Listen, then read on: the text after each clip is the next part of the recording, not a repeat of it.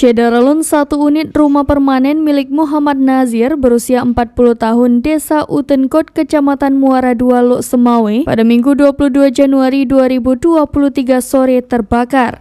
Tidak ada korban jiwa, namun harta benda dalam rumah yang selama ini dihuni Muhammad Nazir bersama 5 anggota keluarganya habis terbakar.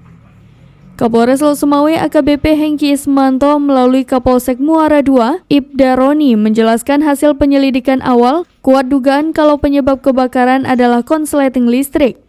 Saat kebakaran terjadi, kondisi rumah sedang kosong, sehingga warga tiba-tiba melihat api yang sudah membakar bagian atap rumah.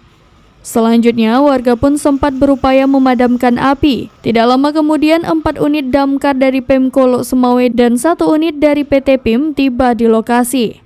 Sekitar 1 jam kemudian, api pun berhasil dipadamkan sehingga tidak sampai merembes ke bangunan di sekitarnya.